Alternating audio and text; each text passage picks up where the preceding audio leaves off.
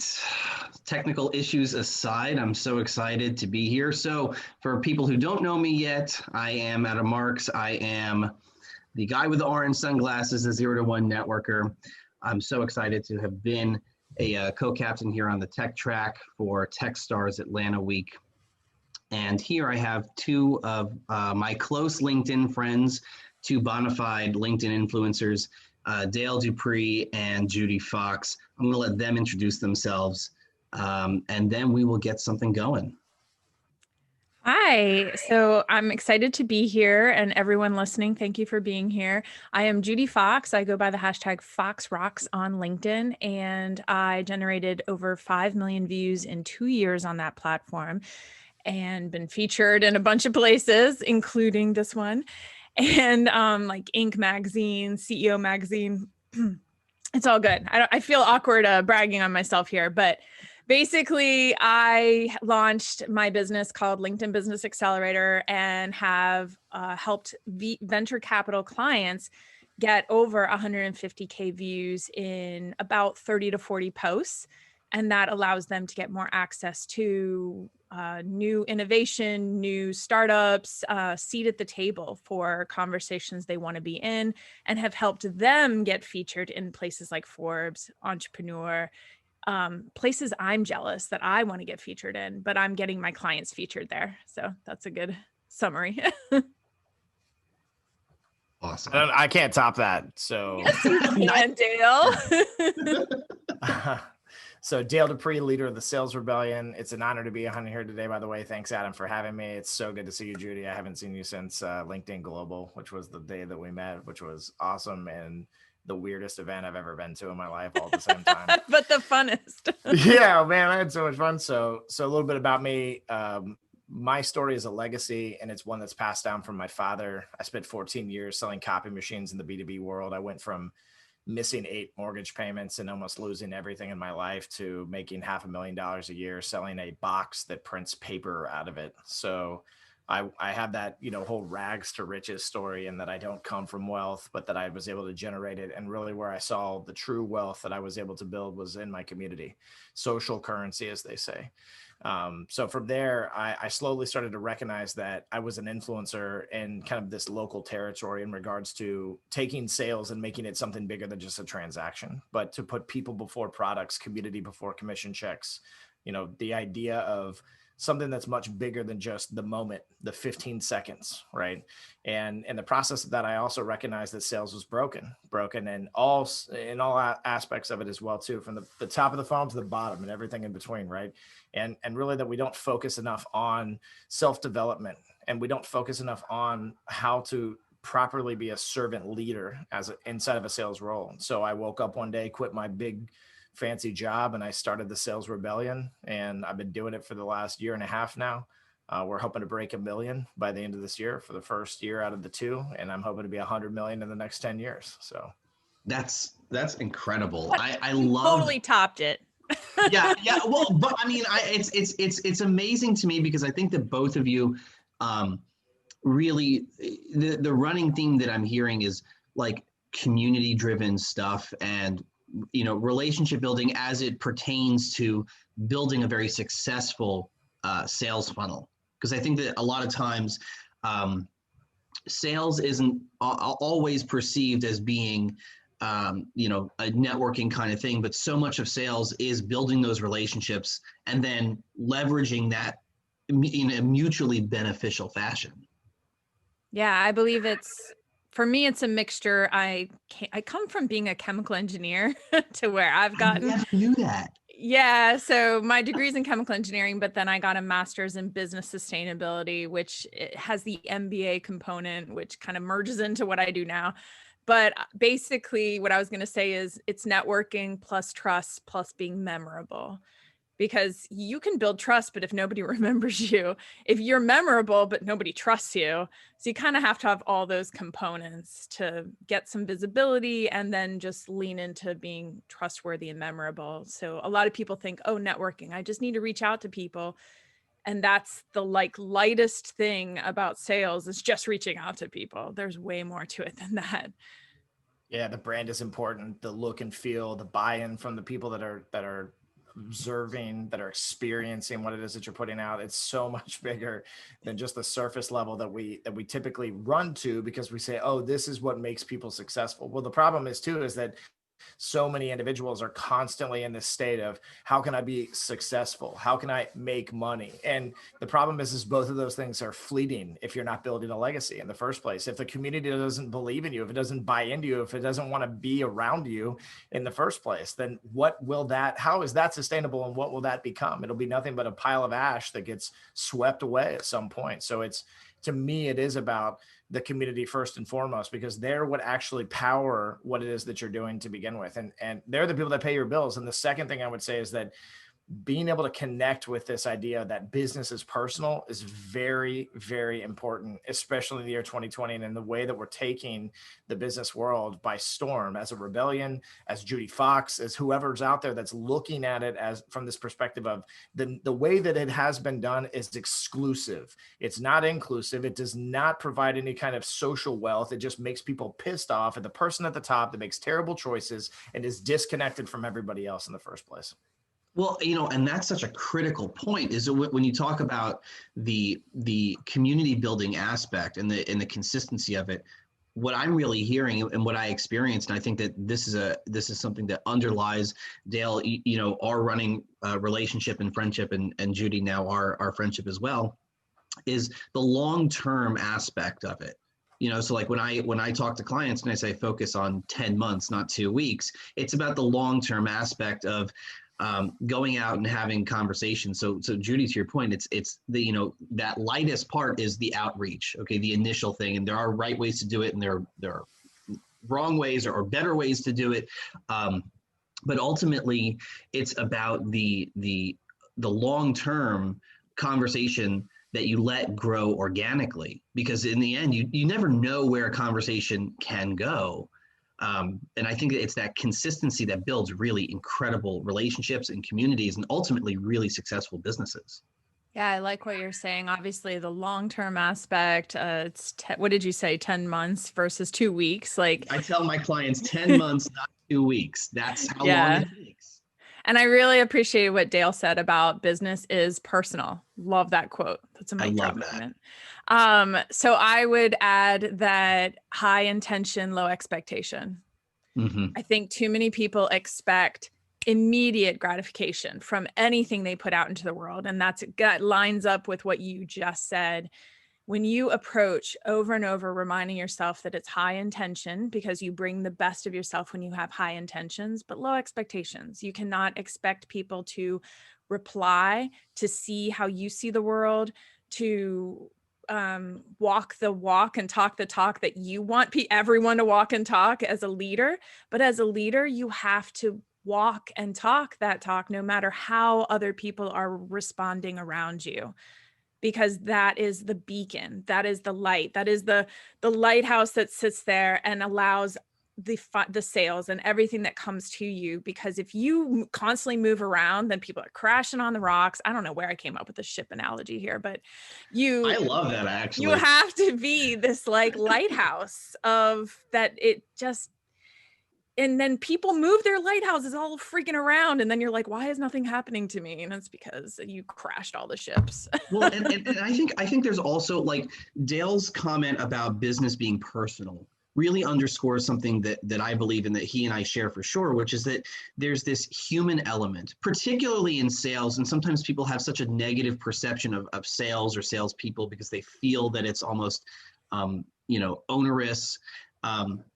But it's that humble human element that I think is really critical. And sometimes you make plans, and people have family things, people get sick, you got to go fix the car. Somebody else's agenda doesn't work according to your plans. What's that military term? Like no plan survives the battlefield, right? And that's kind of how it is. And the best thing that you can do is just go with the flow and take it as it is, and send follow-up messages. I try to do this, with Dale and with my other friends, and like, send a text or an email or whatever and say, hey, Dale, it's been a couple of months. I just want to check in, see how you're doing, see what you're working on. Could I provide some feedback maybe, or, whatever it is. I'd love to set up a quick Zoom call and catch up and, hope you're doing well. Like that took 15 seconds to do that. But it underscores that human element that he brought up that I think is so critical to building a very successful business. Yeah, and you're talking about intentionality there, Adam. Like you got to be intentional in everything that you do if you want some kind of outcome that's going to help, person A, person B, and yourself to begin with. If you're selfishly looking at the day-to-day and saying, I want, you'll get it. Trust me, you will get it. But that's the dark side of success. And I've been there because I struggle with depression. I've been at the top of the tower, making more money than everybody else and felt the pressures of that, been in part of the toxicity that it provides as well too. And getting to a point of feeling suicidal and even trying to take my own life in those moments as well. And that's what that leads to. And we don't talk about this stuff enough. We like to sweep it under the rug and just pretend like, it only happens to some people and I'm stronger than that. And I'm a badass. And like, listen, I don't care how tough you think you are. Like the world in and of itself is here to tear you down. It's not fair. Everything that we do in life is a gamble to some extent, but when we're intentional, when we focus on the outcome, when we provide an outlet, when we are part of a community, when we think bigger about these things. And let me just mention one thing too, because you said that some people look at sales this way, right? Erroneous, I think is the word you use, which I love that word so much. I feel like I'm like an aristocrat right now, but I like the idea though of replacing some people with the majority of people. Matter of fact, pretty much all people, because this is how most people look at salespeople. They look at them as panhandlers, right? Me, gimme. I want to sell you something. That's how people look at it. They go to a car dealership and they think, oh God, let's get this over with so that I can shop the living shit out of you and get a better price from 18 other people and maybe come back to you. And you won't follow up anyway, so it doesn't matter, right? Is how people think when they look at sales. And that's just a very micro look at it, right? And what we have to start doing is thinking about how are we serving people, and also how are we applying this idea of that it's personal to it. Because the problem is most people look at it and say, no. There are rules to business and business is business. That's a cop out because you're afraid to feel, you're afraid to connect, you're afraid to be something different. Diligence is what's needed in these moments because you have to sit and say, well, wait a second, at my business with this money I make, what do I do with this money? What does it provide for me? Safety at home, to pay the bills, to take care of, obligations. These things are personal. That's not business. That is what provides the safety inside of your walk in the first place. So if you're disconnecting these two things, then you will fail ultimately. I think it's so critical, something that you brought up just now, and I would love to hear Judy weigh in on this in a second. I think the mental health component is so critical because when I first got onto LinkedIn a couple of years ago as a real heavy user, and I think this is right around the time that you and I met, I started writing more and more. I had just closed my startup. I was going through a tough time, and I just needed a break and a place to express certain thoughts that I didn't feel at the time I could express to my Twitter audience. And one of those was the mental health thing.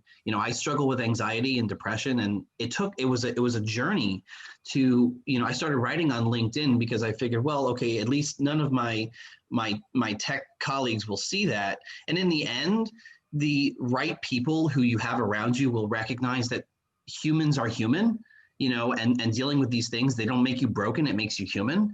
And trying to have good mental health is a positive thing. But I started writing and saying things that I hoped people would say to me, which is, you're not unfundable, right? You're not radioactive, you're just human. And when I started writing these things on LinkedIn, the response was shocking to me because I had people writing back to me, and I'm not nearly as much of an influencer as you, either one of you are, but I had people saying, oh my God, it's not just me, or me too, or, that kind of thing. And I think that especially in startups and entrepreneurship and business, there is so much stress and anxiety and depression. And I'm not a medical person. I'm not qualified to assess what is and what is not clinical or whatever, but it's just tough.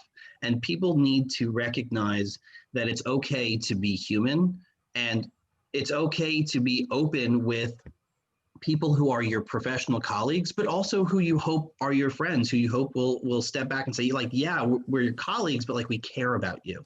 We genuinely care about your health and your well-being. And I think that is such a critical component of not just one's health, but one's business. As you said, it's personal. It's taking it and making it a personal exhibition of who you are. Yeah, I actually really resonate. Did I get feedback? I really resonate with everything that you both are saying. I went through a really tough time in my life I can't even remember how many years ago it was. It was 2014. And I took myself off of posting on every channel except for LinkedIn. I kept LinkedIn running because that's where I was getting business, networking. But because I removed myself from every social media channel and became completely silent for 4 years, that's a long time in the world of what people wrap their head around with social media. But to me, it ended up proving to me the power of going deeper than wider, than actually making relationships, having great connections with people that I've met along the way, like Brian Wallace, Michaela Alexis. I'm just thinking like of a few top people that I have kept, to the point that I could probably tell them almost anything. Like I could just say, here's what's happening in my life. I know you'll be there for me. I'm getting goosebumps. And I know I've just recently started really connecting more back with you guys, but I feel like that's what real connection is. And at the same time, it does help your business grow. Like having not only the support, because we support each other and we know that mentally we're there, which actually takes a weight load off your shoulders to know that you're not carrying the entire mental, emotional, physical load. So I became a single parent at that time too. And that was just a lot of load on my shoulders. And then now with the pandemic, single parenting through the pandemic, I'm having so much fun. And I have a sign on my wall in the bathroom that I read every single morning that literally says, and I put it in pink and sparkles and gold, and it was like a craft project, so it's pretty hilarious, but it says, "My life loves me." And that actually is a phrase that's on purpose written to say back to myself in the mirror, my life loves me. So if nothing else loves me, if everything fell apart, the only thing that's there is still my life loves me. And you kind of have to have these grounding things, because back to sales, back to networking, back to funding, back to startups, things can fall apart.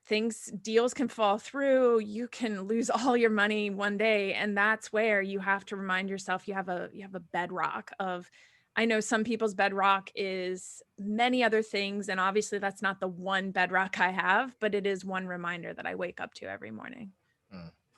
Let me just throw this out there real quick, just to say it. Like, and I know we don't talk much, outside of just like some comments every once in a while, Judy, and meeting in person, that one event, but that there are people out here as well as yourself too, that love you that much, just the same, just from the perspective, even of like how you impact people from like this passive perspective of, like you talked about, there's this one place I kept posting and building relationships. Well, like, I think what happens when you make those choices intentionally is that you build something behind the scenes that you don't even see. And I know that you've probably felt that too, but I just want to throw some of that encouragement at you, because, every once in a while, right, someone writes you and says, maybe they even find your cell phone somehow and they go, hey, you don't know me and I just follow you. And, but I love what you're doing and you've given me something. And I would encourage everybody listening as well too, the same thing, that yes, it does start with ourselves. Like, we have to love ourselves, but at the same time, remember the accountability of community and how that works as well too. And that,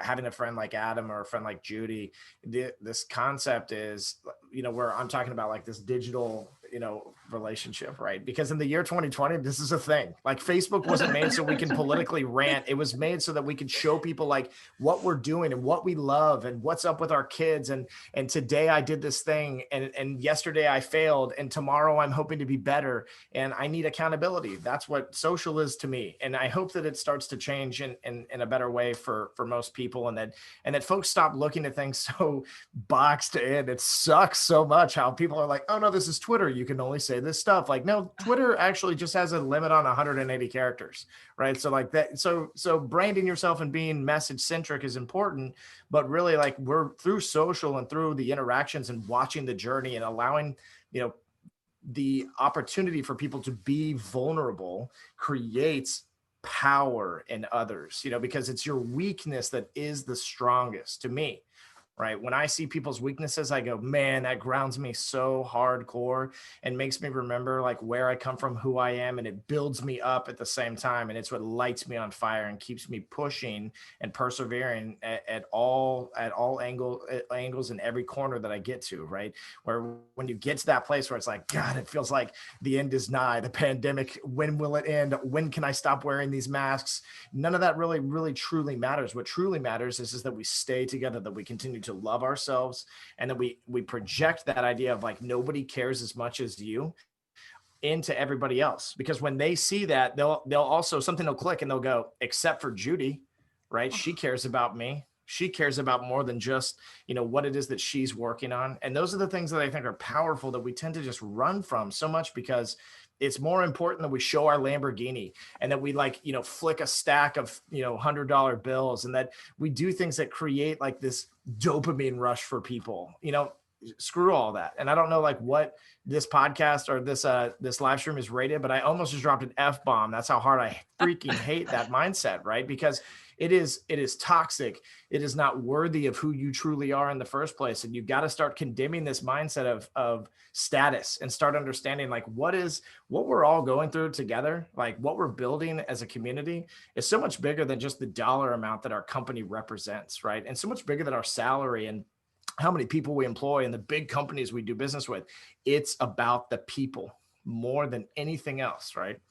I truly couldn't agree with that more. And the title of this session is Appetite for Construction, and it's in reference obviously to building a brand for your sales funnel, but I think of it as going deeper than that, because the construction is you're building a community around yourself. You're building a network of people around yourself, and in those tough moments, for me personally, and I think other people experience this as well, when you're going through those tough moments, I tell myself, okay, but I have people I can send a text to, right? It makes me feel better. It makes me feel like, okay, I'm not totally boxed in, for me to be able to say, it is humbling. And I think that the most humble people tend to be the most connected, because they don't feel the need to name drop, but it gives me solace to say, you know what, I can send Dale a text and see if I can grab 5 minutes of his attention or feedback on what I'm working on. And maybe that will be the boost that I need.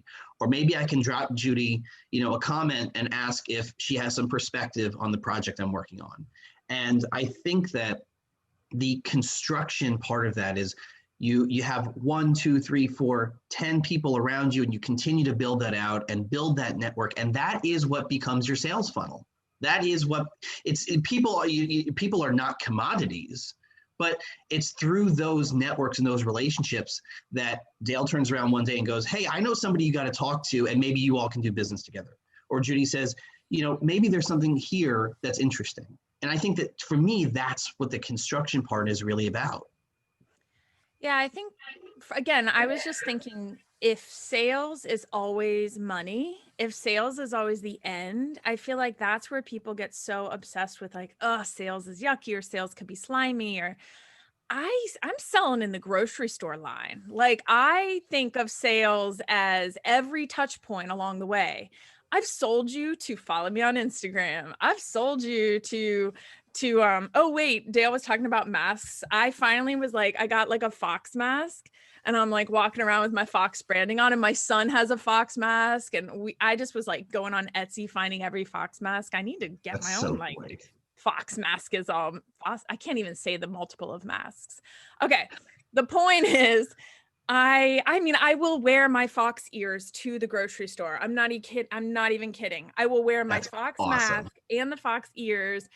And people are like, who is this random woman that is walking through the grocery store with Fox ears on, picking out the bananas and the milk and bread? And I think it's funny because everything is sales. Everything. I'm not even kidding. I'm in my grocery store and I ran into somebody I met at the National Speakers Association event that I went to. This was when we did things in person. And I pitched him. He was literally standing there and we were having a relevant conversation. And this was now our 5th touch point of interacting with each other. And I just was like, hey, I have something coming up. Would you be interested? I could send you a link in Instagram because that's where we were connected.